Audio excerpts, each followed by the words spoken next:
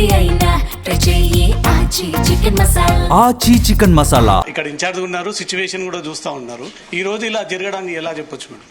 అంటే ఇప్పుడు కిషన్ రెడ్డి గారు మాజీ శాసనసభ్యులు చెప్పారు, అంటే సంపూర్ణంగా మెజార్టీ ఉన్నా కూడా రూలింగ్ పార్టీకి 8 కౌన్సిలర్లు 8 మంది ఉన్నా కూడా ఎట్టి పరిస్థితుల్లో వాళ్ళ ఖాతాలో వేసుకోవాలని ఆలోచన, ఒక దురుద్దేశంతో జరిగిన ఎన్నికని స్పష్టంగా అర్థమవుతుంది. నిన్న ఎన్నిక జరుగుతున్నప్పుడు ఎలక్షన్ కమిషన్ నుండి అపాయింట్ చేసిన ఆఫీసర్ ఏం చూడాలి? కోరం ఉందా లేదా అని చూడాలి. కోరం ఉన్నా అన్ని ఉన్నా కూడా ఒక క్యాండిడేట్ రాలేదని అడగాల్సిన బాధ్యత వీళ్ళ మీద ఉండదు. జస్ట్ కోరం ఉందా లేదా, ఎవరెక్కడ చేస్తున్నారని ఉండాలి. పోనీ ఈ రోజు చేశారు, ఈ రోజు కూడా అటెండ్ అయి ఉన్నారు. మరి ఈ రోజు కూడా ఇమీడియట్గా ప్రాసెస్ అంతా కంప్లీట్ అయినాక, మెంబర్స్ సంతకాలు తీసుకున్నాక, చైర్మన్ క్యాండిడేట్ ఓత్ చేసిన తర్వాత, ప్రమాణ స్వీకారం చేసినాక ఇమీడియట్గా స్టే అని చెప్తున్నారు.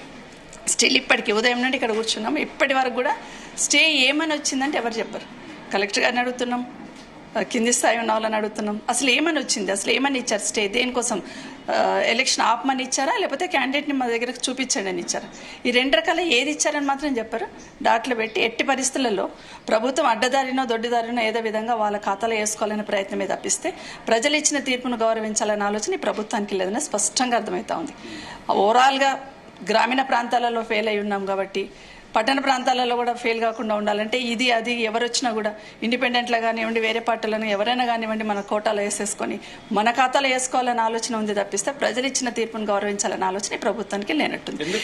ఎన్ని రకాల ప్రయత్నాలు చేసినా ఈ రోజు ఇబ్రాహీంపట్నంలో ఖచ్చితంగా బీఆర్ఎస్ జెండా ఎగరబోతుంది. ఎందుకు కాంగ్రెస్ ఇబ్రాహీంపట్నాన్ని కైవసం చేసుకునే ప్రయత్నం చేస్తుంది అంటే నాకేం అర్థమవుతుందంటే ఇక్కడ ఫ్యూచర్ సిటీలో ఇది ఒకటే ఉంది. ఇప్పుడు ఎన్నిక మొత్తం ఫ్యూచర్ సిటీ ఏరియాలో ఇది ఒక్క ఎన్నికనే ఉంది. నాకేం అర్థమైందంటే మొన్న ఫ్యూచర్ సిటీలో పెద్ద సమ్మిట్ అని పెట్టారు, ఒక 3 రోజులు గ్లోబల్ సమ్మిట్ అని పెట్టారు, హంగామా చేశారు, ఆర్భాటం చేశారు.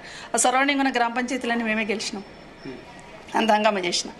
2 years నుండి ఒకటే చెప్పుకుంటుంది ప్రభుత్వం, future city future city future city అని. ఎక్కడ వేసిన గొంగడ అక్కడే ఉంది, ఒక ఇటుక పెట్టింది లేదు, ఒక గుంత దొవ్వింది లేదన్నట్టు ఫ్యూచర్ సిటీ పేరు చెప్పుకోవడానికి. ఇక్కడ ఇది ఒక్కటే ఉంది కాబట్టి చూసారా, గ్రామీణ ప్రాంతంలో కాదు ఫ్యూచర్ సిటీలో కూడా మాకే ఉంది మద్దతు ప్రజలదని చెప్పుకునే ప్రయత్నమే తప్పిస్తే ఇంత గ్యాప్ ఉంది కదా. ప్రజాస్వామ్యాన్ని గౌరవించాలి, ఎవరైనా యాక్సెప్ట్ చేస్తారా దీన్ని? అసలు ప్రభుత్వానికి కూడా ఆలోచన ఉండాలి కదా. ఇంత గ్యాప్ 6, 8 వాళ్ళు 15 బీఆర్ఎస్ పార్టీ ఏ విధంగా వాళ్ళ కోటాలు వేసుకోవాలని ప్రయత్నం చేస్తున్నారు, ఎందుకు ఇలాంటి అరాచకం చేయాలని చేస్తున్నారు అనేది ఇప్పటికే తెలంగాణ ప్రజలందరికీ అర్థమైంది. భవిష్యత్తులో ఖచ్చితంగా దీన్ని బుద్ధి చెప్పడానికి ప్రజలు సిద్ధంగా ఉంటారు. కానీ ఇప్పటికైనా తప్పును సర్దిద్దుకోండి. ఇప్పటికైనా కనీసం ఏమని ఇచ్చారు ఆర్డర్ అని చెప్పుకునే ధైర్యం లేనప్పుడు ఉదయం 11:30 నుండి కూర్చున్నాం మేము ఆర్డర్ కోసం, ఇప్పటి వరకు ఏమని ఆర్డర్ ఇచ్చారో కూడా చెప్పట్లేదు.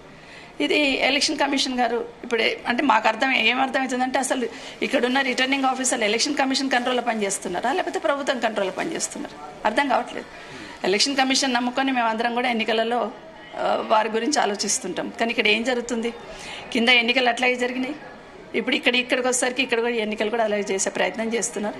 ఇప్పటికైనా ఎలక్షన్ కమిషన్ సంబంధించిన కమిషనర్ గారు ఇప్పటికైనా ఆలోచించి ఇక్కడ జరుగుతున్న, ఈ రాష్ట్రంలో జరుగుతున్న, ఇక్కడే కాదు సుమన్ దగ్గర జరిగింది, అట్లా ఎర్రవల్లి దయాకర్రావు గారి దగ్గర జరిగింది, ఏదో ఒక రకంగా అరాచకం చేసో ఏదో ఒక రకంగా ఏదో దారిని తీసుకుపోయి వాళ్ళ కోటాలు వేసుకునే ప్రయత్నం చేస్తున్నారు. ప్రజలు ఇదంతా గమనిస్తా ఉన్నారు. ఈ అరాచకం ఏం జరుగుతుందనేది కూడా ప్రజలకు అర్థమైపోయింది. నిన్న స్వయంగా కాంగ్రెస్ నాయకులు మున్సిపల్ కార్యాలయంపై దాడి చేసి అద్దాలు పగలగొట్టి అధికారులపై కూడా దాడులు చేశారు. అసలు ఈ దాడుల సంస్కృతి ఎందుకు పెరుగుతూ వస్తూ ఉంది? అంటే మేమైతే రంగారెడ్డి జిల్లాలో ఇప్పటివరకు ఇట్లాంటివి చూడలేదు, నాట్ ఓన్లీ ఇబ్రాహీంపట్నం.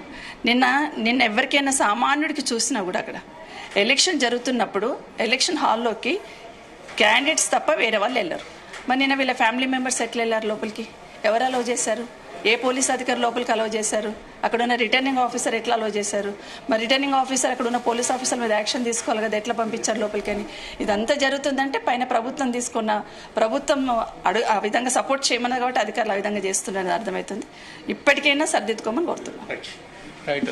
ఈ జరిగినటువంటి ఎన్నికల పైన బీఆర్ఎస్ మాజీ ఎమ్మెల్యే మాజీ మంత్రి కూడా స్పందించారు. దీన్ని కావాలని ఒక రాజకీయం చేసి ఎన్నికలు ఎట్టి పరిస్థితుల్లో కాంగ్రెస్ కైవసం చేసుకునేటువంటి ప్రయత్నం చేస్తూ ఉంది.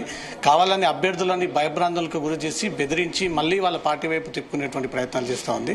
కేవలం రంగారెడ్డి జిల్లాలోనే ఈ దాడుల సంస్కృతి పెరుగుతూ వస్తుంది అంటూ మాత్రం మాజీ మంత్రి సబితా ఇందర్ రెడ్డి చెప్తా ఉన్నారు. Right, thank you Raviteja.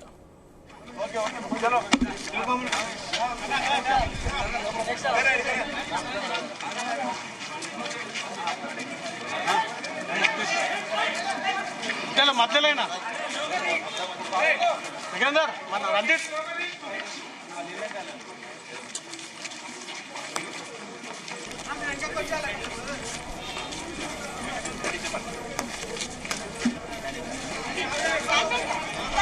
మాట్లాడతారు ఒకసారి.